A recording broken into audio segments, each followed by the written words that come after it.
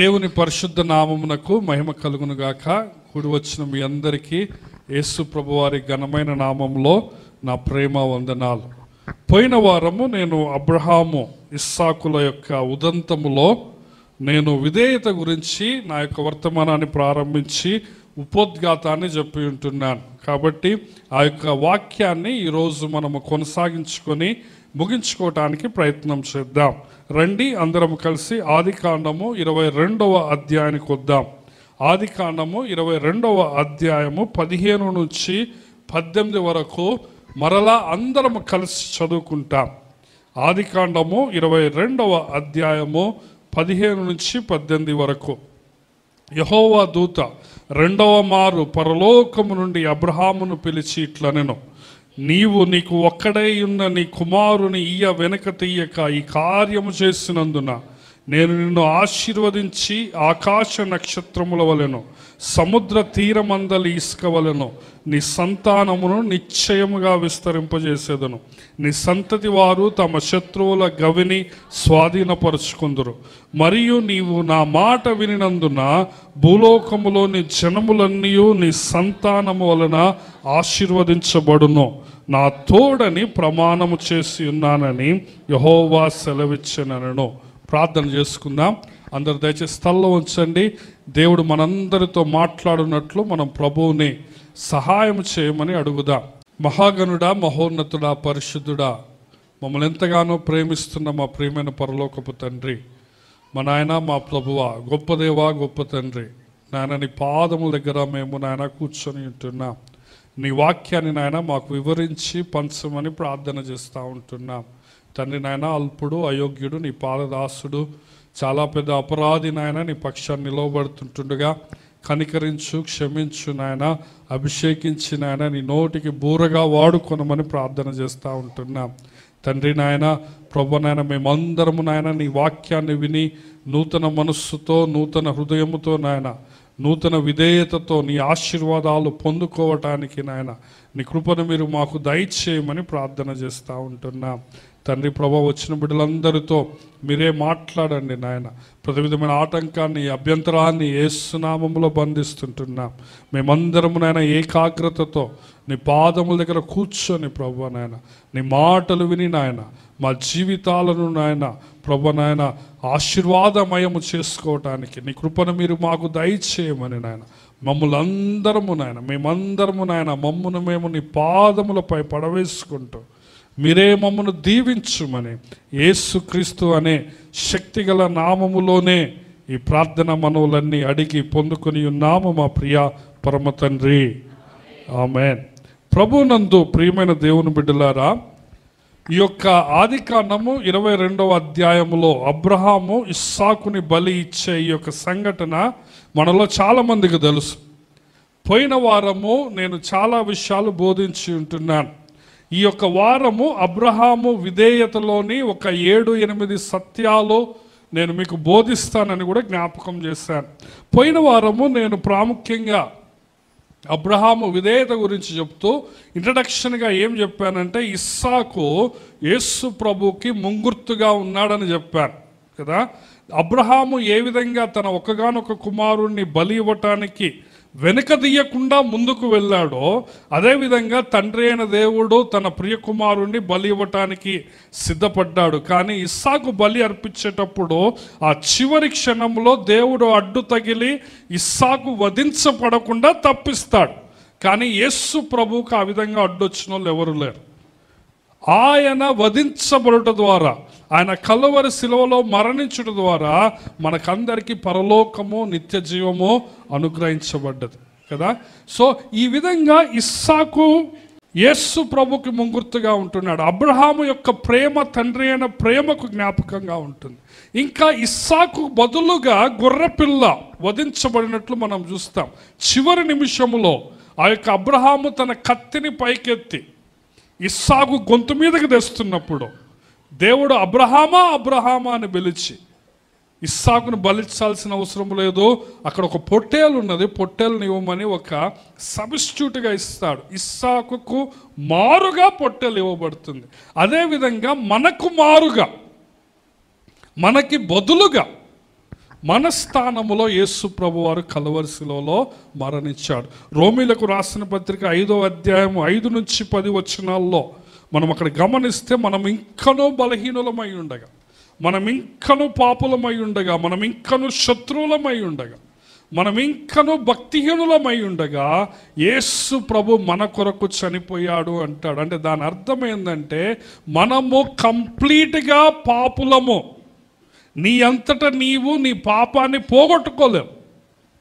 మనం ఇంకనూ బలహీనులమై ఉండగా అంటాడు, ఇంకనూ శత్రువులమై ఉండగా అంటే నీ అంతటా నీవు ఆ శత్రుత్వాన్ని పోగొట్టుకోలేవు.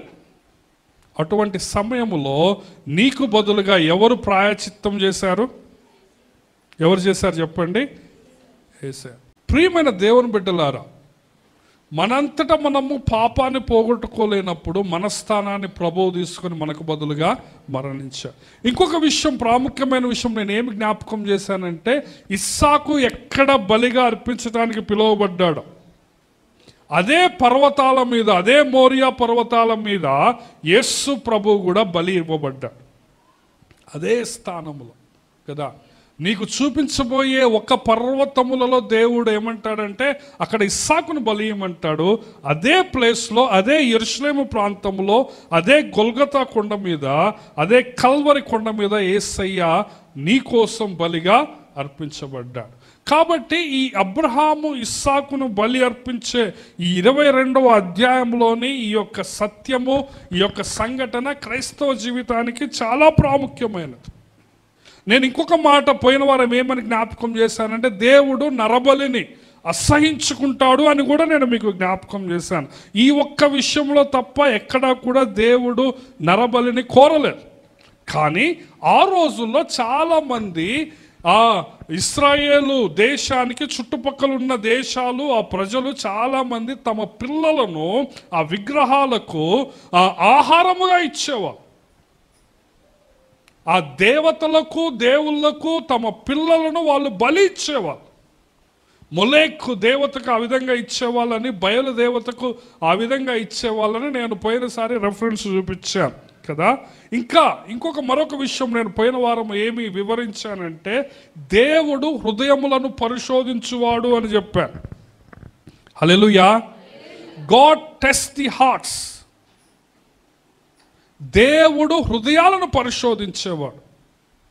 నీ యొక్క హృదయంలో ఏముందో దేవుడికి బాగా తెలుసు. ఎందుకంటే ఆయనే హృదయాలను టెస్ట్ చేసేవాడు. నీ మనసులో ఏముందో దేవుడికి మాత్రమే తెలుసు. నీ భార్యకు తెలియదు, నీ భర్తకు తెలియదు. నువ్వు ఇక్కడ కూర్చొని ఉన్నావు, నీ మైండ్లో ఏం నడుస్తుందో నాకు తెలియదు. నేను అమాయకుడిగా ఏమనుకుంటున్నానంటే, నువ్వు వాక్యం వింటున్నావు అనుకుంటున్నాను, కానీ నీ మైండ్ ఏడాడ తిరుగుతుందో నాకు తెలియదు, కానీ దేవుడికి తెలుసు. ఇంకొక ప్రాముఖ్యమైన విషయం నేను మీకేమి జ్ఞాపకం చేశాను, మీకు గుర్తుందో లేదో, కానీ దేవుడు అబ్రహాముని టెస్ట్ చేసింది అబ్రహాము విశ్వాసం ఎంతుందో తెలుసుకోవటానికి కాదు. నేను ఇక్కడ ఒక బోల్డ్ స్టేట్మెంట్ ఇస్తున్నా. అబ్రహాము విశ్వాసం ఎంత గొప్పదో తెలుసుకోవటానికి కాదు, కానీ దేవుడు అబ్రహాముని ఎందుకు టెస్ట్ చేశాడంటే, అబ్రహాము ఇంత గొప్ప విశ్వాసం కలిగి ఉన్నాడని మనకు నిరూపించడానికి చేశాడు. హల్లెలూయా. అక్కడ టెస్ట్ అన్న మాటకు హిబ్రూ పదం యొక్క అర్థం ఏంటంటే, దేవుడు అబ్రహాము యొక్క విశ్వాసాన్ని నిరూపిస్తున్నాడు కదా. నేను మీకు ఒక ఎగ్జాంపుల్ చేశాను. నీవు బైక్ కానీ కారు కానీ కొంటాను పోయినప్పుడు టెస్ట్ డ్రైవ్ ఎందుకు ఇస్తారంటే, ఇది పనిచేస్తుందో లేదో టెస్ట్ చేయమని కాదు. ఎందుకు ఇస్తారంటే, ఇది ఎంత బలమైన బండో నిరూపించడానికి వాడు ఏమంటాడు, దీన్ని టెస్ట్ చేసుకో అంటాడు. అదేవిధంగా దేవుడు అబ్రహాముని ఎందుకు టెస్ట్ చేశాడు చెప్పండి? నీకు నాకు అబ్రహాము ఎంత విధేయత గలవాడో చూపించటానికి. హల్లెలూయా. నీకు నాకు దేవుడు ఒక మనిషి విధేయత చూపిస్తే నేను ఎంతగా ఆశీర్వదిస్తానో అని ఒక ఎగ్జాంపుల్ చూపించడానికి దేవుడు అబ్రహాముని టెస్ట్ చేశాడు. అబ్రహాములో నిజంగా విశ్వాసం ఉందా లేదా అంటే దేవుడికి తెలీదా? తెలీదా? తెలుసు. కానీ ఎందుకు టెస్ట్ చేశాడంటే, నువ్వు కూడా ఈరోజు హెబ్రోను ప్రార్థనా మందిరంలో కూర్చుంటున్న నువ్వు నువ్వు విధేయత చూపిస్తే దేవుడు నిన్ను అబ్రహాం లాగా ఆశీర్వదిస్తాడు అని చెప్పటానికి. నిజానికి మనం చదివిన వచనాల్లో అదే మాటలు చూస్తాం. చూడండి, ఆదికాండము 22వ అధ్యాయం 16వ వచనం కదా, ఏమంటాడు అక్కడ? నీకు ఒక్కడై ఉన్న నీ కుమారుని వెనక తీయక ఈ కార్యము చేసినందున. 18వ వచనం చూడండి, మరియు నీవు నా మాట వినినందున. అది అండర్లైన్ చేసుకోవాలి మీరు. నా మాట వినినందున అన్న దాని చుట్టూ సర్కిల్ చేసుకోండి. దేవుడు స్పష్టంగా ఏమంటున్నాడంటే 18వ వచనంలో, నీవు నా మాట వినినందున భూలోకములోని జనములన్నీ నీ సంతానము వలన ఆశీర్వదించబడు. నీ యొక్క సంతానములో నుంచే యేసయ్య వస్తాడు, మెస్సయ్య వస్తాడు. ఆ అబ్రహాము ద్వారా ఇస్సాకు పుట్టాడు, ఇస్సాకులో నుంచి మెస్సయ్య వస్తాడు. కాబట్టి నీ సంతానం వల్ల భూలోకంలోని సమస్త జనాలు ఆశీర్వదించబడతాయని దేవుడు అబ్రహామును అంత గొప్పగా చేశాడు. ఎందుకు అంటే అబ్రహాము దేవుని మాట విన్నాడు. అందరు చెప్పండి, అబ్రహాము విన్నాడు. అది గొప్ప. అబ్రహాముకి నీకు నాకు తేడా ఏందంటే, అబ్రహాంకి నీకు తేడా ఏందంటే, అబ్రహాం ఏం చేశాడు చెప్పండి? దేవుని మాట విన్నాడు. దేవుడు అబ్రహాముని ఎంతగా ఆశీర్వదించాడో తెలుసా? అబ్రహాము విశ్వాసులకు తండ్రి అయ్యాడు. ఇంకా నేను మీకు ఇంకొక సంగతి చెప్తాను, జాగ్రత్తగా వినండి. పరదైసుని ఏమంటారో తెలుసా? అబ్రహాము రొమ్ము అంటారు. దేవుడు అబ్రహామును ఎంతగా ఆశీర్వదించాడంటే, ఆ మహిమ గల పరలోకాన్ని, పరదైసును ఏమని పిలుస్తున్నారు చెప్పండి? అబ్రహాము రొమ్ము కదా. ఎందుకంటే ధనవంతుడు లాజరు కథ యేసయ్య చెప్పినప్పుడు, ధనవంతుడు నరకంలో ఉండి ఏమంటాడంటే, ఆ అబ్రహాము రొమ్మున ఉన్న లాజరు అంటాడు. వింటున్నారా? అంటే పరలోకము, ఆ పరదైసు ఏమైపోయిందంటే అబ్రహాము స్థలం అయిపోయింది.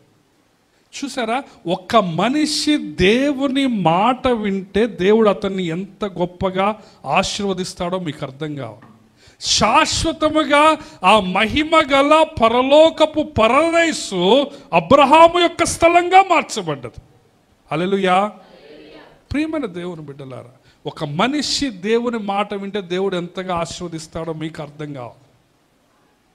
దేవుడు అబ్రహామును ఆశీర్వదించాడు. అబ్రహాం ద్వారా ఇస్సాకు ఆశీర్వదించబడ్డాడు. ఇస్సాకు ద్వారా అదే లైన్లో, అదే వంశంలో యేసయ్య పుట్టాడు. ఆ యేసయ్య వలన సర్వ మానవాళి ఆశీర్వదించబడ్డది. ఎందుకు ఇంత ఆశీర్వాదం? ఎందుకు ఒక వ్యక్తికి ఇంత మహిమ?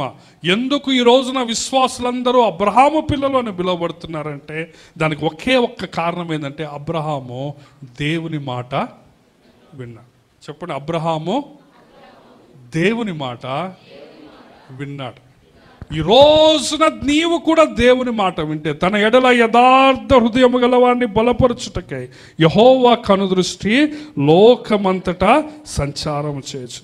సో అబ్రహాము దేవుని మాట విన్నాడు, దాన్ని విధేయత అంటాం. అబ్రహాము విధేయతలోని ఒక 7 సత్యాలను నేను మీకు ఈరోజు బోధిస్తాను. మీరు నోట్ చేసుకునే వాళ్ళు దయచేసి నోట్ చేసుకోవాల్సిందిగా మనవి చేస్తున్నాను. అబ్రహాము విధేయతలోని 7 సత్యాలు. మొట్టమొదటిది, అబ్రహాము విధేయత ఎలాంటి విధేయత అంటే ఆలస్యము చేయని విధేయత. ఏంటో చెప్పండి? ఆలస్యము లేకుండా, ఆలస్యము చేయని విధేయత. రండి, ఆదికాండము 22వ అధ్యాయము మొదటి 2 వచనాలు నేను చదువుతున్నాను.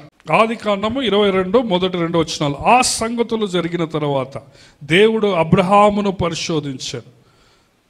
ఎట్లనగా, అబ్రహామా అని పిలువగా అతడు చిత్తం ప్రభువు అనెను. అప్పుడు ఆయన, నీకు ఒక్కడై ఉన్న నీ కుమారుని, అనగా నీవు ప్రేమించి ఇస్సాకును తీసుకొని మొరియా దేశమునకు వెళ్ళి అక్కడ నేను నీతో చెప్పబోవు పర్వతములలో ఒక దాని మీద దహన బలిగా అర్పించమని అతనితో చెప్పాను. తెల్లవారినప్పుడు అబ్రహాము లేచి తన గాడిదకు గంతగట్టి తన పనివారిలో 2 తన కుమారుడు ఇస్సాకును వెంట పెట్టుకొని దహన బలి కొరకు కట్టెలు చీల్చి లేచి దేవుడు తనతో చెప్పిన చోటికి వెళ్ళి.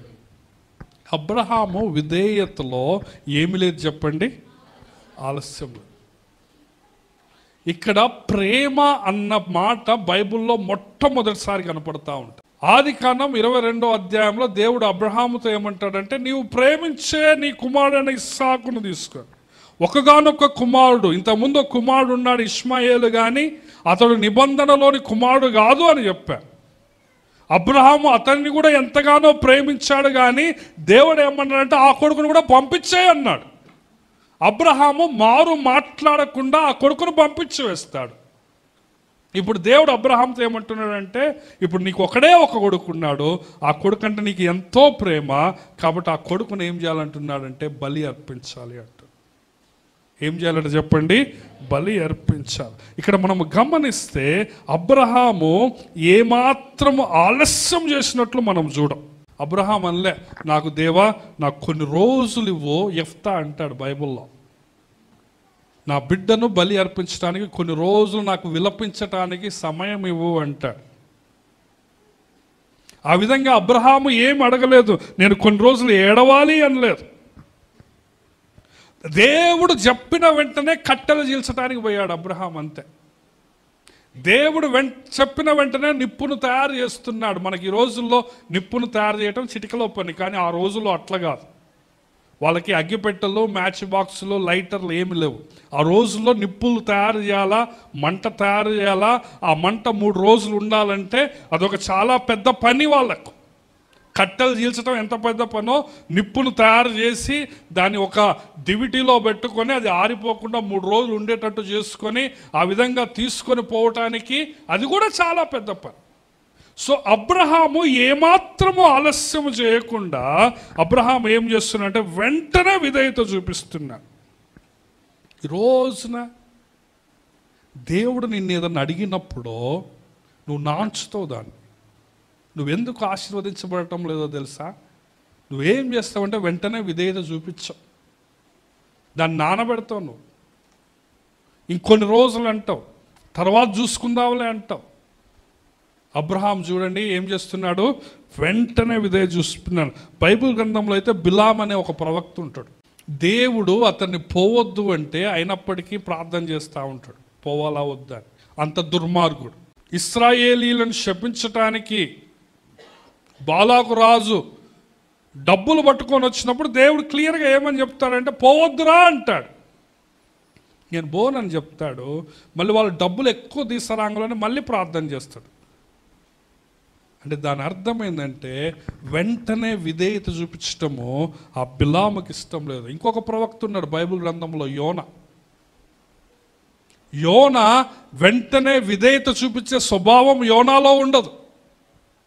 దేవుడు ఇడుబొమ్మంటే అడుబోకుండా ఆడాడనే తచ్చాడుతూ నాంచుతూ వేరే దిక్కుకు పోతాడు. దేవుడు చెప్తా ఉంటే తట్టుకోలేక ఈ ఇశ్రాయేల్ దేశంలో ఉంటే దేవుడి స్వరం నాకు ఊకే వస్తూ ఉంది, పదే వస్తూ ఉందని యెహోవా సన్నిధిలో నుంచి పారిపోదాం, ఈ స్వరం నాకు వినపడదు అని యోనా ఏం చేస్తాడంటే పారిపోతాడు.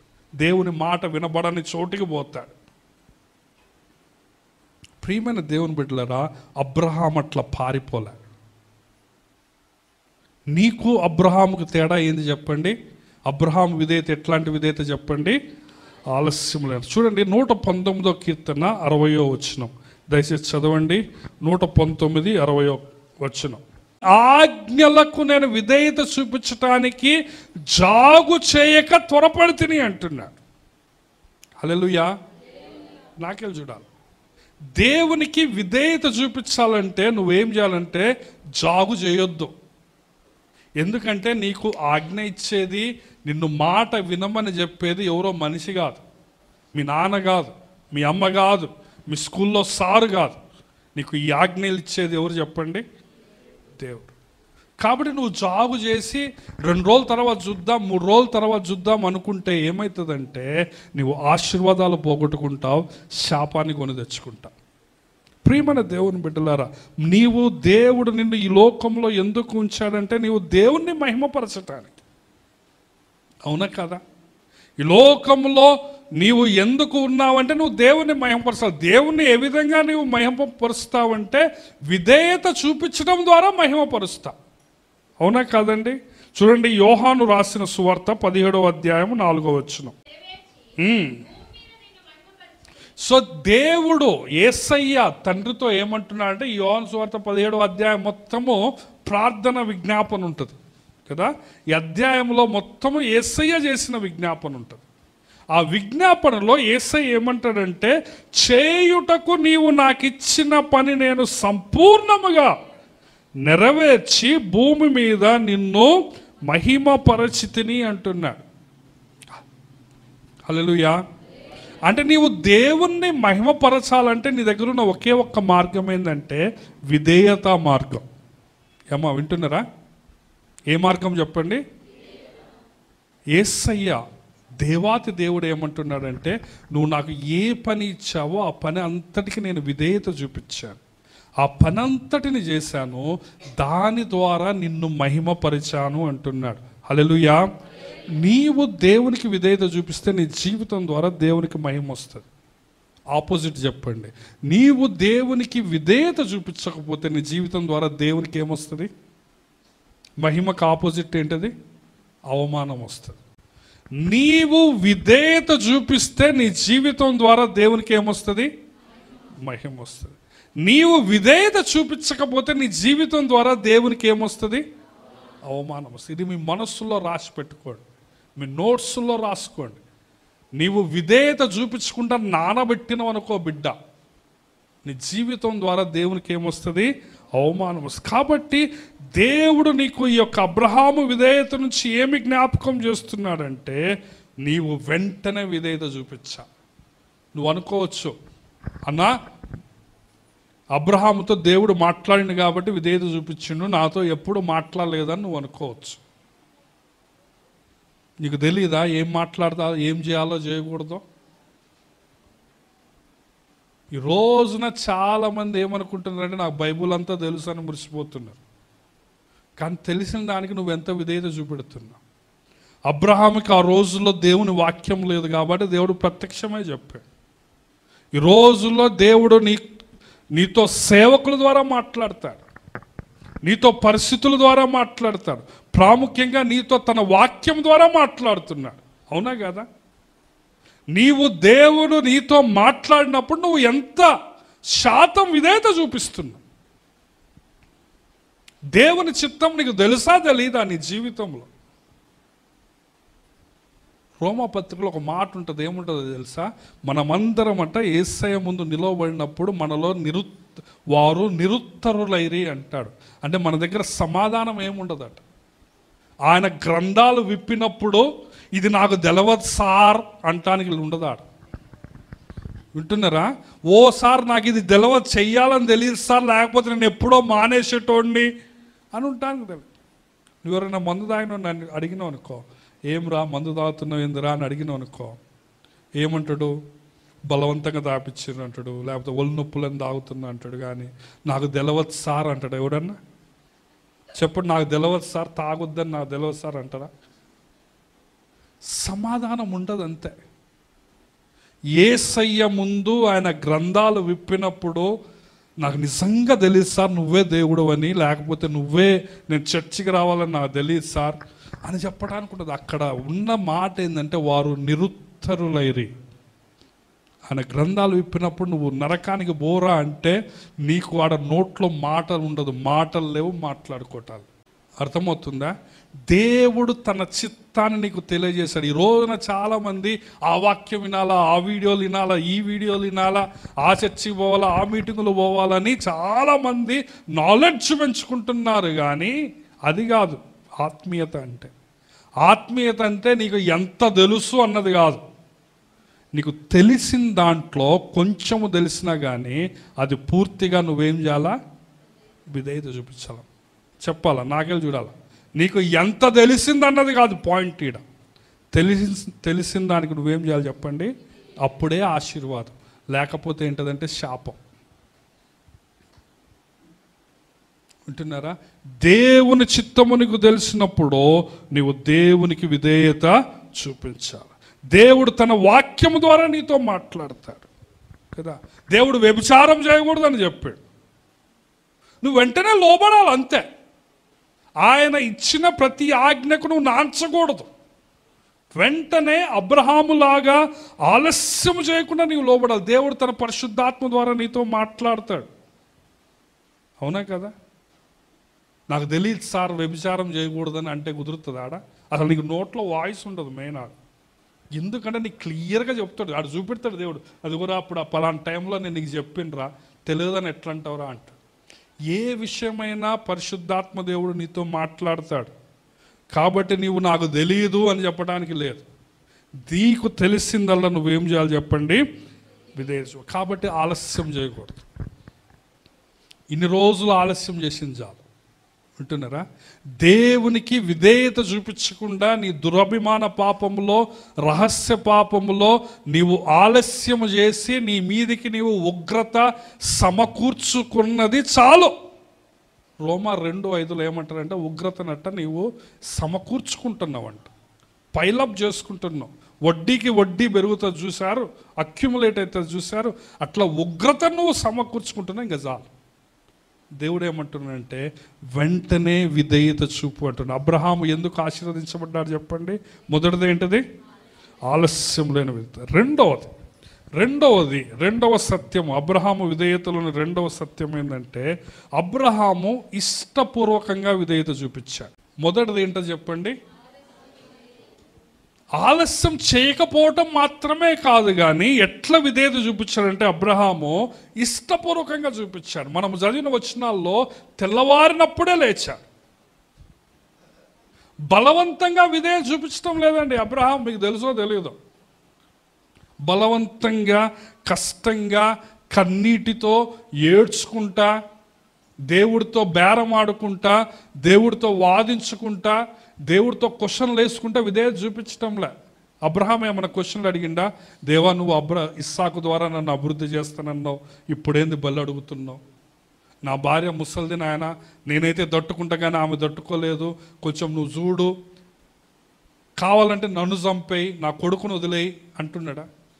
నువ్వు ఈ ఇస్సాకు సంతానాన్ని ఆకాశ నక్షత్రాల్లాగా దీవిస్తానన్నావు, ఇప్పుడేంది దహన బలి అడుగుతున్నావు అని ఇస్సాకుని ఎందుకు చంపాలి దేవుడా? ఎందుకు వధించాలి? ఎందుకు బలి ఇవ్వాలి అంటున్నాడా? దేవుడా నువ్వు ఏదన్నా అడుగు కానీ ఇది ఒక్కటి అడగవాకంటున్నాడా? కదా కొంతమంది అంటారు కదా, నువ్వు ఏది అడిగినా ఇస్తే కానీ నా బండి అడగవాకంటారు, లేకపోతే నా సెల్ అడగవాకంటారు కదా. సో దేవుడు, అబ్రహాము కూడా దేవుడితో నువ్వు ఏదన్నా అడుగు కానీ ఇది ఒక్కటి అడగబాకేసాయ, కావాలంటే నా మెడకాయ తీసేయి. ఇష్టపూర్వకంగా విధేయత చూపిస్తున్న అబ్రహాం అనలే, దేవుడా నువ్వు పొమ్మన్నప్పుడు నేను ఊరు అనే ఊరిని వదిలిపెట్టిన, మా ఫ్యామిలీని వదిలిపెట్టిన, అందరినీ, మా ఊరిని, మాది జాతిని అందరిని వదిలిపెట్టి నువ్వు యాడికి బొమ్మన నాకు తెలవకుండా పోయిన.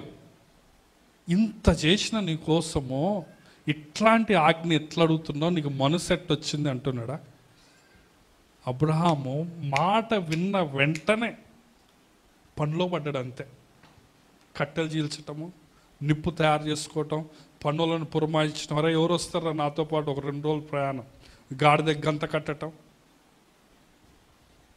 ఇష్టపూర్వకమైన విధేయత. నీవు ఆశీర్వదించబడాలంటే దేవునికి విధేయత ఎట్లా చూపించాలి చెప్పండి? ఇష్టపూర్వకం కదా. చూడండి, పదే పదే ఈ యొక్క ఉదంతం చదివితే మనం ఇదే చూస్తూ ఉంటాం. సో 5వ వచనంలో ఏమంటున్నాడంటే తన పనివారితో గాడిదతో ఇక్కడనే ఉండు, నేను ఈ చిన్నవాడు వెళ్ళి దేవునికి మొక్కి మరలా మీ వద్దకు వచ్చింది. మొక్కి అన్న పదము ఇంగ్లీష్ బైబుల్లో వర్షిప్ అని రాశారు. సో బైబుల్లో మొట్టమొదట వర్షిప్ అన్న పదము, ఆరాధన అన్న పదం మనం ఇదే అధ్యాయంలో చూసాం. ఇంతకుముందు నేను ఒక మాట చెప్పాను, బైబుల్లో ఏది చూస్తాం మనం మొట్టమొదటగా? ప్రేమ అనేది కూడా ఇదే అధ్యాయంలో చూస్తాం. తర్వాత ఆరాధన అన్నది కూడా మనము ఇదే. చూడండి ఎందుకు విధేయత చూపించాడంటే దేవుడి మీద అబ్రహాంకి నమ్మకం ఉంది, కాన్ఫిడెన్స్ ఉంది. దేవుడు ఏది చేసినా కానీ మంచిగా చేస్తాడని నమ్మకం. అందుకే అబ్రహాం కాన్ఫిడెన్స్తో ఏమంటున్నాడంటే మేము మొక్కి మరలా మేము వస్తాము అంటున్నాడు. హల్లెలూయా. మేము మరలా మీ యొద్దకు వచ్చేదము. తర్వాత ఇస్సాకుతో కూడా ఏమంటాడంటే నిప్పున్నది కట్టెలు ఉన్నాయి అంటే ఏమంటాడంటే దేవుడే చూసుకుంటాడు అంటాడు. హల్లెలూయా. కాబట్టి దేవుని చిత్తము నీకు సంపూర్ణంగా అర్థం కాకపోవచ్చు చాలాసార్లు. నిజానికి అబ్రహాముకి ఇస్సాకును దేవుడు చివరి క్షణంలో తప్పిస్తాడని తెలుసా అంటే తెలియదు. తెలుసా? తెలియదు. కానీ అబ్రహాం నమ్మకం ఏంటంటే దేవుడు చూసుకుంటాడు, దేవుడు ఏదో ఒక విధంగా తప్పిస్తాడు. తర్వాత వచనాలు నేను మీకు చూపిస్తాను. అబ్రహాం ఏమని నమ్ముతాడంటే దేవుడు ఖచ్చితంగా తన కుమారుడు చనిపోయిన తర్వాత కూడా తిరిగి లేపుతాడని అబ్రహాం నమ్ముతాడు. హల్లెలూయా. కీర్తన 48వ వచనంలో నా దేవా నీ చిత్తము నెరవేర్చుట నాకు సంతోషము అంటాడు. 40వ కీర్తన 8వ వచనము, నా దేవా నీ చిత్తము నెరవేర్చుట నాకు. అందరు నాకెళ్ళి చూడాలి. ఎంతమంది మనము దేవునికి మాట చెప్తాం, దేవా ఆదివారం పనికి పోకుండా నీ మందిరానికి రావటం నాకు సంతోషము, దేవా మంగళవారం శుక్రవారం టీవీ చూడకుండా నీ యొక్క మందిరానికి రావటం నాకు సంతోషము. లేకపోతే నువ్వు సంతోషంగా వస్తావా, బలవంతంగా వస్తావా? దేవుని చిత్తము ఎట్లా నీవు విధేయత చూపించాలి చెప్పండి. సంతోషముగా. నా దేవా నీ చిత్తము నెరవేర్చుట నాకు ఈరోజు నువ్వు చర్చిలో కూర్చున్నావు కానీ నువ్వు పనికి ఎందుకు పోలేదని బాధపడుతున్నావు అనుకో, దేవునికి విధేయత చూపించడంలో నీకు ఇష్టం లేదు, నీకు సంతోషం లేదు. కానీ అబ్రహాము విధేయతలు ఏమున్నది చెప్పండి? ఇష్టపూర్వకంగా విధేయత చూపించాడు, సంతోషముగా విధేయత చూపిస్తున్నాడు. దేవుడు, నేను పోయిన వారం ఒక మాట చెప్పాను, దేవుడు అబ్రహామును అడిగినట్లు నిన్ను ఇట్లా కఠినమైన టాస్కులు అసలు అడగడు. ఎందుకంటే మనకంత విశ్వాసం లేదు. దేవుడు కేవలము అబ్రహామునే ఎందుకు ఇది అడిగాడంటే అబ్రహాము యొక్క విధేయతను చూపించటానికి. ఇతర మతస్థులు ఎంతగా తమ పిల్లల్ని దేవుడికి ఆహారంగా ఇస్తున్నారో నా బిడ్డ అబ్రహాము కూడా అదే విధంగా భక్తి విశ్వాసాలు కలిగి ఉన్నాడని నిరూపించడానికి దేవుడు చూపించాడు. కానీ దేవుడు నీకు ఎప్పుడు అట్లాంటి ఆజ్ఞలు ఇవ్వడు. దేవుడు నీకు ఎందుకు ఆజ్ఞలు ఇస్తాడో తెలుసా? నిన్ను బాగు చేయాలి. వింటున్నారా? 1 యోహాను 5:3 ఏముంటుందంటే ఆయన ఆజ్ఞలు భారమైనవి కావు అంటాడు. ఆయన ఆజ్ఞలు ఏంది కావంటే చెప్పండి, ఆయన ఇచ్చే ఏ ఆజ్ఞ కూడా నువ్వు వదిలిపెట్టలేనంత భారమైనది కాదు. అబ్రహాముకి ఎంత భారంగా ఉందో అంత భారమైన ఆజ్ఞ నీకు అసలు ఏమీడా. మత్తయి సువార్త 11:30 ఏమంటాడంటే ప్రయాసపడి భారం మోసుకొనిచున్న సమస్త జనులారా నా యుద్ధకు రండి, నేను మీకు విశ్రాంతి కలగజేస్తాను, నేను సాత్వికుడును దీన మనస్సు గలవాడును కాబట్టి నా యుద్ధ మీరు నేర్చుకొనుడి, ఏలయనగా నా కాడి సులువుగా ఉన్నది అంటాడు. హల్లెలూయా. నా కాడి చాలా తేలిక. యేసయ్య ఏమంటున్నాడంటే నా కాడి, ఏదన్నా ఒక ఆజ్ఞ చెప్పండి, ఈ ఆజ్ఞ నాకు చాలా కష్టం అన్నా, ఈ ఆజ్ఞ వదిలిపెడితే, ఈ ఆజ్ఞకు విధేయత చూపిస్తే నేను ఎదగలేనన్నా, నేను డెవలప్ కాలేనన్నా అనేది ఏమైనా ఆజ్ఞ ఉందా? దేవుడు స్పష్టంగా ఏమని చెప్తాడంటే నువ్వు ఎందుకు విధేయత చూపించాలంటే నీ మేలు కొరకు. రండి ద్వితీయోపదేశకాండం 10వ అధ్యాయం. నేను మీకు ఇవి 2-3 సంవత్సరాల క్రితం సంఘ వాగ్దానాల్లో ఈ మాటలు ఇచ్చాను. 10వ అధ్యాయం 12-13 వచనాలు చూడండి.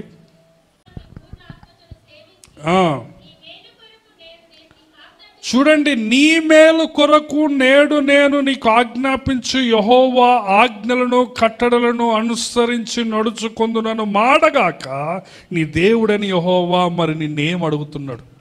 దేవుడు ఏమంటున్నాడు తెలుసా? నీ మేలు కోసము నువ్వు బాగుపడాలని, నువ్వు డెవలప్ కావాలని నా మాట ఇనరా అనటం తప్ప ఇంకేమన్నా దేవుడు నిన్ను అడుగుతున్నాడా అంటున్నాడు.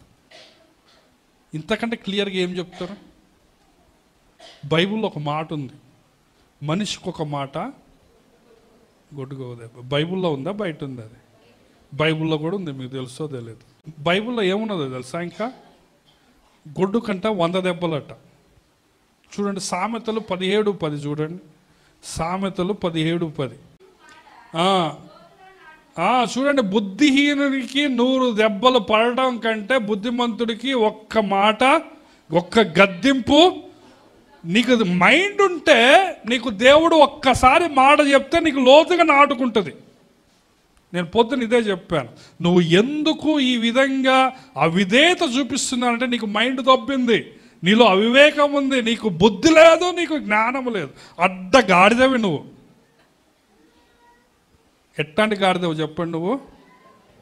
ఎందుకు అంటే దేవుడు క్లియర్గా ఏమంటుందంటే, నీ మేలు కోసము నా మాట వినటం అని చెప్పడం కంటే ఇంకేమన్నా నిన్ను అడిగినారా అంటున్నాడు. ఏమన్నా అడిగిండు ఆయన?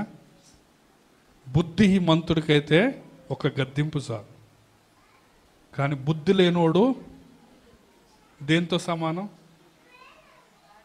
విద్య లేనివాడు వింత పశువు అన్నట్టు బుద్ధి లేనివాడు అడ్డగాడిద. సో అడ్డగాడిదకి 100 దెబ్బలు కొట్టినా కానీ వాడు మాట. చూడండి, ద్వితీయోపదేశకాండం 6వ అధ్యాయం 24వ వచనం. ఇదే మాట 2024లో మన వాగ్దానము, సంఘ వాగ్దానం కదా. మనకు నిత్యము మేలు కలుగుటకై యెహోవా నేటి వలె మనల్ని బ్రతికించినట్లు మన దేవుడైన యెహోవాకు భయపడి ఈ కట్టడలన్నిటినీ గైకొనవలనని మనకు ఆజ్ఞ. దేవునికి విధేయత ఎందుకు చూపించాలంటే నీకు నిత్యము మేలు కలగటానికి. నీకు ఆశీర్వాదము కావాలంటే, మేలు కావాలంటే, నీ జీవితంలో డెవలప్మెంట్ కావాలంటే, నువ్వు సెటిల్ కావాలంటే, నువ్వు అభివృద్ధిలోకి రావాలంటే నీ దగ్గర ఉన్న ఒకే ఒక్క మార్గం ఏంటంటే విధేయత మార్గం. నిత్యము మేలు కలగటాన్ని నువ్వేం చేయాలి చెప్పండి? విధేయత. కాబట్టి నువ్వు సంతోషంగా విధేయత చూపించు. మొట్టమొదటి విధేయత ఏం చెప్పాను నేను? ఆలస్యం లేని విధేయత. రెండోది ఏంటది? ఇష్టపూర్వకం. ప్రియమైన సహోదరుడా, సహోదరి, నీ చిత్తము నెరవేర్చుట నాకు సంతోషము అంట కదా. అబ్రహాములో ఈ విధేయత ఉన్నది కాబట్టి ఆశీర్వదించబడ్డాడు. నువ్వెందుకు ఆశీర్వదించబడటం లేదో తెలుసా నీకు? ఇదే రీజన్ ఎందుకు నీలో ఏం లేదో, విధేయత. సో మొదటి సత్యం ఏంటంటే ఆలస్యం చూపించకుండా విధేయత చూపించాడు. రెండోది ఏంటంటే ఇష్టపూర్వకంగా విధేయత చూపించాడు. మూడవది అబ్రహాంది ఎట్లాంటి విశ్వాసం అంటే జయించిన విశ్వాసం. మూడో విశ్వాసం ఏం చెప్పండి? విధేయత ఏంటో చెప్పండి? జయించిన విధేయత.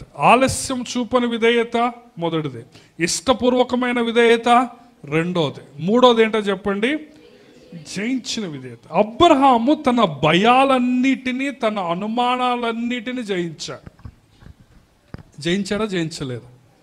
దేవునికి అవిధేయత లేకపోతే దేవునికి విధేయత చూపించటానికి ఏమేమి అడ్డంకులు ఉన్నాయో, ఏమేమి అవరోధాలు ఉన్నాయో, ఆటంకాలు ఉన్నాయో, వాటన్నిటిని అబ్రహాం ఏం చేసింది చెప్పండి? జయించి. దేవా, నా కట్టెలు చీల్చడం కొంచెం కష్టము, ఇది కాకుండా వేరే పని చెప్పనులే. దేవా, 3 రోజులు నేను నడవలేను. ఇప్పటికే అబ్రహాము వయస్సు దగ్గరగా 117 సంవత్సరాలు. మీకు తెలుసో తెలియదు. 3 రోజులు నేను నడవలేను, కొండలెక్కలేను, కాబట్టి ఇంకోటి ఏదన్నా మాట చెప్పు, ఇస్సాకుని కాకుండా గొర్రెపిల్ల ఇక్కడే బలి అర్పించమంటే అర్పిస్తా. చూడండి, అబ్రహాంకి ఎన్ని ఆటంకాలు ఉన్నాయో చూడండి. ప్రయాణం ఎన్ని రోజులు చేసిందో తెలుసా? 3 రోజులు. డిస్టెన్స్ ఎంతో తెలుసా? 75 కిలోమీటర్లు దగ్గర. అబ్రహాము ఉన్న ప్రాంతం నుంచి యెరూషలేము కొండలు 75 కిలోమీటర్లు, 3 రోజుల ప్రయాణము. అబ్రహాము ఏ సమయంలోనైనా మైండ్ తిరిగి పారిపోవటానికి చాలా అవకాశాలు ఉన్నాయి. దేవునికి వెన్ను చూపించడానికి, దేవునికి పిడికిలు చూపించడానికి, దేవుని మాటలు తృణీకరించడానికి అబ్రహాముకి కంప్లీట్గా అవకాశాలు ఉన్నాయి. సాతాను శోధించలేదా? మొదటి రాత్రి అబ్రహాము నిద్రపోవట్లేదు, ఇస్సాకు నిద్రపోతున్నాడు, పనులు నిద్రపోతుంది, ఆఖరికి అడ్డగాడిద కూడా నిద్రపోతుంది. కానీ అబ్రహాంకి నిద్ర వస్తుందా? నిద్ర అట్లా పైకి చూసిండు. ఏం కనపడ్డాయి? పైన నక్షత్రాలు కనపడ్డాయి. దేవుడు తన్నాడు, దేవా, నా పిల్లలు నక్షత్రాలాగా చేస్తున్నావు, ఏంది వ్యవహారం ఏంది, ఈ కథ ఏంది, నా వల్ల కాదు అని వెనక్కొచ్చిండా? ఏం చేసిండు? ప్రతి అనుమానాన్ని జయించి. దేవా 17 సంవత్సరాలు నేను అల్లారు ముద్దుగా నా కొడుకును పెంచాను, ఇటువంటిది ఏంది అని అన్నడా? అన్న. ఈవెన్ ఆ గొంతు మీద కత్తి తీసుకుని రావటానికి కూడా అబ్రహాము ఇష్టపడ్డాడు. ఎటువంటి అడ్డంకులు అవరోధాలు వచ్చిన అబ్రహాము వాటన్నిటినీ జయించాడు. మనం కూడా ఇదే విధంగా ఉండాలి. విధేయత చూపించడానికి నీకు కూడా కొన్ని బ్రేకులు ఉంటాయి. నా మనసు ఒప్పుకోవటం లేదని, అటేపై గుంజుతుందని కదా, మా వాళ్ళు ఒప్పుకోరని, ఆచారాలు చేయకపోతే మా వాళ్ళు ఒప్పుకోరు, పసుపు రాసుకోకపోతే, బొట్లు పెట్టుకోకపోతే మా వాళ్ళు అసలు ఒప్పుకోరు, మా చుట్టాలు మా ఇళ్ళ, ఎన్నో అడ్డంకాలు ఉండొచ్చు. అబ్రహాముకు లేవు అడ్డంకులు. బైబుల్లో ఏముంటుందంటే మనసు ఉంటే ఏముంటుందట నీకు, అంటే మనసు లేకపోతే ఏం లేదు, మార్గం లేదు, సింపుల్ అంతే. నువ్వు నీ పిల్లగాళ్ళ చెప్తావు, అరే ఆడ బిస్కెట్లు ఉన్నాయి, లడ్డూలు ఉన్నాయి, నేను నిద్రపోతున్నా, నువ్వు అవి తినొద్దని చెప్తావు. వాడు నిన్ను లేపకుండా, సౌండ్ చేయకుండా, వాడికి అందకపోయినా కానీ వాడు ఎక్కి ఏదో ఒక విధంగా తీసుకుని ఆ లడ్డు తినడా? అంటే వాడికి ఏముంది, మనసు ఉంది కాబట్టి వాడికి ఏమొచ్చింది, మార్గం వచ్చింది.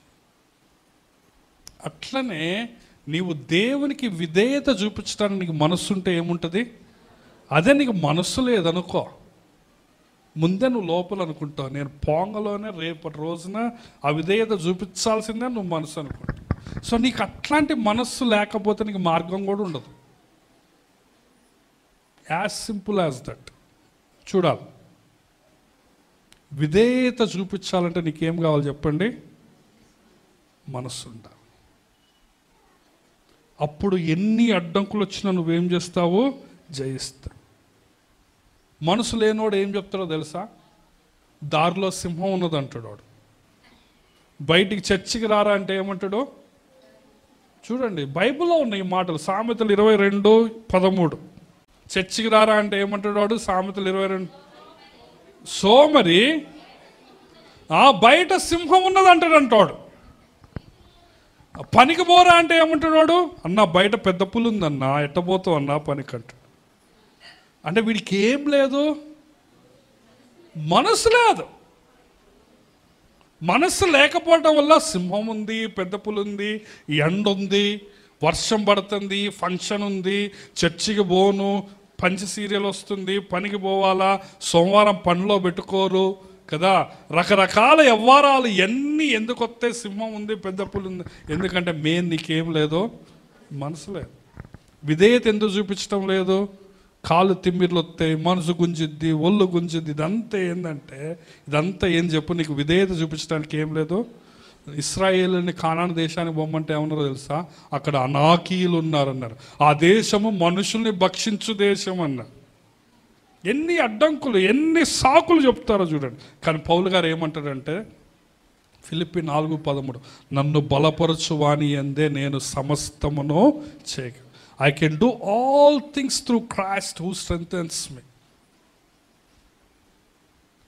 నన్ను బలపరచు వాని యందే నేను సమస్తమును చేయగలను. అంతే. నీకు మనస్సుంటే మార్గం ఉంటుంది. దేవుడికి నువ్వు ప్రార్థన చేసుకుంటే, దేవా నాకు విధేయత చూపించడానికి మనస్సు లేదు, దయచేసి నాకు కొత్త మనస్సు దయచే, నూతనమైన మనస్సు నాకు పుట్టించుము అని దావీదు 51వ కీర్తనలో ప్రార్థన చేస్తాడు. కానీ నీకు మనసే లేదా, నీవు ఏడ బాగుపడతావు, నిన్ను ఎవ్వడు బాగు చేయలేడు. దరిద్రం నేను ఎత్తి మీద కూర్చొని డ్యాన్స్ ఎత్తాను, ఇంకా నువ్వు ఎట్ట డెవలప్ అవుతావు, కూర్చొని నిన్ను అటేపే గుంజుతుంది. కాబట్టి నిన్ను బాగు చేసేటోడు భూమి మీద ఎవ్వడు లేడు. ఎందుకు అంటే నీకు నువ్వే శత్రువు. నువ్వు ఏ చిన్నదాన్ని జయించలేకపోతున్నావు. దారిలో సింహం ఉన్నదంటావు, వాడు నన్ను తింటాడంటావు. పౌలు గారి లాగా నేను సమస్తమును చేయగలుగుతా, నన్ను బలపరచువాని అందే నేను సమస్తమును చేయగలను కదా. శక్తి చేత కాదు, బలము చేత కాదు. నీలో విధేయత కావాలంటే ఇది నీ వల్ల కాదు, ప్రార్థన ద్వారా నువ్వు సాధించాలి, ఉపవాసం ద్వారా సాధించు. దీనికోసం ప్రార్థన చేయండి. నీలో ఏమేమి రహస్య పాపం ఉంది, నువ్వు ఇంకెక్కడ విధేయత చూపించలేకపోతున్నావు, నువ్వు ఇంకా దేన్ని ఎక్కువగా ప్రేమిస్తుంటున్నావు. అబ్రహాము ఇస్సాకుని ఎక్కువ ప్రేమించిండా, దేవుని ఎక్కువ ప్రేమించిండా? ఏమన్నా డౌట్స్ ఉన్నాయా? నీవు మందిరాన్ని ప్రేమించలేకపోతున్నావు, మందిరాన్ని రాలేకపోతున్నావు అంటే కారణం ఏంటంటే నీకు టైం లేక కాదు. ఏం లేక? మనసు లేక. మంగళవారాలు శుక్రవారాలు చర్చికి రావట్లేదంటే అలసిపోయి కాదు, నీకేం లేదు చెప్పు. సింపుల్. చర్చికి టయానికి రావట్లేదంటే దానికి కారణం ఏంది? నీకు పని ఎక్కువైంది కాదు, నీకేం లేదు. వేరే కాడికి పోవా టయానికి? తెల్లవారుజామున లేస్తారా లేవరా? ఏంటంటే నీ జీవితంలో దేనికి ప్రాధాన్యత ఇస్తున్నావు అనేది ప్రశ్న. అర్థమైందా? నువ్వు దేవునికి ప్రాధాన్యత ఇస్తే ఆటోమేటిక్గా నీకు మనసు వస్తుంది. నీ జీవితంలో నువ్వు దేవునికి ప్రాధాన్యత ఇవ్వకుండా వేరే వాటికి ప్రాధాన్యత ఇస్తావు. నీ పనికి, నీ ఫ్యామిలీకి, నీ సుఖానికి, నీ యొక్క ఎంజాయ్మెంట్కి నువ్వు ప్రాధాన్యత ఇస్తున్నావు అనుకో, ఏమవుతుందంటే నీవు అడ్డంకులను జయించవు. కాబట్టి ప్రియమైన దేవుని బిడ్డలారా, అబ్రహాము మనస్సులో ఎంత అలజడి ఉండాలి. అబ్రహాము మనస్సులో ఈ ముసలిది ఎట్లా బ్రతుకుతుందని ఎంత భయపడి ఉండాలి. అబ్రహాము మనస్సులో ఎంత ఘోరమైన కన్నీరు ఉండాలి. అయినప్పటికీ అబ్రహాం వాటిని అన్నిటిని ఏం చేశారు చెప్పండి? జయించాడు. ఈ రోజున నీకు వచ్చే శోధన నువ్వు జయించటం లేదు. క్లీన్ బోల్డ్ అవుతున్నావు. ఫస్ట్ బాల్కే డక్అవుట్ అయ్యి తలకాయ ఉంచుకొని పోతున్నావు. ఎందుకు అంటే నీకు మనస్సు లేదు. ఏంది చెప్పండి? నీ మనస్సు ఎవరిస్తారో తెలుసా? నీకు దేవుడే ఇవ్వాలి. నీ సొంత బలం చేత కాదు, ఇది నీ సొంత శక్తి చేత కాదు. దేవుడు ఏమంటున్నాడంటే శక్తి చేత కాదు, బలము చేత, నా ఆత్మ ద్వారానే నీవు దీన్ని చేస్తావు. నీకు ఒకవేళ దేవుడు కొత్త మనసు ఇచ్చిండనుకో, క్రొత్త హృదయం ఇచ్చిండనుకో, ఆటోమేటిక్గా నీ ప్రాధాన్యతలు మారిపోతాయి. యాకోబు కొత్త మనసు వచ్చింది పెనుయేలు దగ్గర. యాకోబు ఏమి చేశాడంటే అప్పుడు దాకా వెనక దాక్కున్న యాకోబు అందరికంటే ముందు నడవటం ప్రారంభించాడు. హల్లెలూయా. సౌలుకు దేవుడు కొత్త మనసు ఇచ్చాడు. సౌలు పోయి ఫిలిస్తీన్ను ఓడిస్తాడు. అంటున్నారా? నీ సొంత తెలివితేటల వల్ల ఇది కాదు. నీవు విధేయత చూపించాలంటే ముందు ఏది మారాలంటే నీ మనస్సు మారాలి. హల్లెలూయా. నీ మనస్సు మారకపోతే నువ్వు అవిధేయతలోకి వెళ్తావు. తద్వారా నువ్వు శాపాన్ని కొని తెచ్చుకుంటావు. నీ జీవితంలో ఆశీర్వాదం ఉంటుంది. ఈ రోజున నువ్వు దేన్ని ప్రేమిస్తున్నావు? నేను ముగిస్తున్నాను, మిగతా విషయాలు వచ్చే వారం చెప్తా. సో మొదటి విధేయతలో ఉన్న మొదటి సత్యం ఏం చెప్పాను? ఎట్లాంటి విధేయత?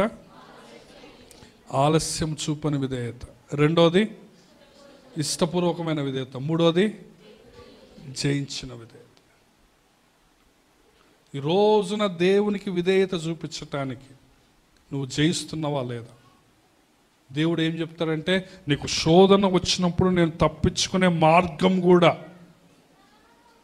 ఏర్పాటు చేస్తానని దేవుడు అంటాడు. ఎవరన్నా నువ్వు కొంతమంది అంటారు కదా, నేను మాత్రం ఆ వ్యక్తిని క్షమించలేను అంటారు. ఎవరిని క్షమించకపోయినా అంటే నువ్వు దాన్ని ఏం చేయలేకపోతున్నావు? జయించలేకపోతున్నావు. చూడండి, అబ్రహాముకు ఎన్ని ఆటంకాలున్నా వాటిని అన్నిటిని ఏం చేసిండో తనకు ఆరోగ్యం సహకరించదు, ఏది సహకరించదు. తన భార్య ఆ విధంగా ఉన్నది, సొంత కొడుకు. కానీ ఆ కత్తినెత్తాడు, ఆ మెడ మీద ఏం చేస్తున్నాడు? దించుతున్నాడు. అబ్రహాము మెడ మీద దించి ఆ నిప్పుతో ఏం చేస్తాడంటే ఆ ఇస్సాకును దహించడానికి సిద్ధపడుతుంటాడు. దహన బలి కదా. అందుకే రోమా 12 మొదటి అధ్యాయము 12 మొదటి 2 వచనాలు ఏముందంటే, పిల్లలు వినాలి నాన్న, మీ శరీరములను దేవునికి ఎట్లా ఇవ్వాలి? నువ్వు మీ శరీరములను దేవునికి సజీవ యాగముగా సమర్పించాలి. అబ్రహాము దేవుని ఏ విధంగా మహిమపరిచాడు అంటే బలి ఇవ్వటం ద్వారా. అబ్రహాము దేవునికి ఏ విధంగా మహిమ తీసుకుని వచ్చాడంటే దేవుణ్ణి ఆరాధించటము ద్వారా. యేసయ్య ఏ విధంగా తండ్రికి మహిమ తెచ్చాడు అంటే దేవునికి తండ్రికి విధేయత చూపించటం ద్వారా. నువ్వు ఏ విధంగా దేవుణ్ణి ఆరాధిస్తావు నీ జీవితం ద్వారా అంటే ఏ విధంగా చెప్పండి? విధేయత. నువ్వు ఆశీర్వదించబడాలంటే ఒకే ఒక్క మార్గం ఉంది. ఏంటో చెప్పండి? దేవుణ్ణి మహిమపరచాలంటే ఒకే ఒక్క మార్గం ఉన్నది. అదేంటో చెప్పండి? విధేయత మార్గం. నువ్వు విధేయత చూపిస్తేనే నువ్వు ఆశీర్వదించబడతావు. నువ్వు విధేయత చూపిస్తేనే నీ జీవితం ద్వారా దేవునికి మహిమ కలుగుతుంది. సో ఈ 3 విధేయతలు మనము ఈ యొక్క వారం ప్రాక్టీస్ చేద్దాం. మొదటిది ఏంటో చెప్పండి? ఆలస్యం చూపని విధేయత.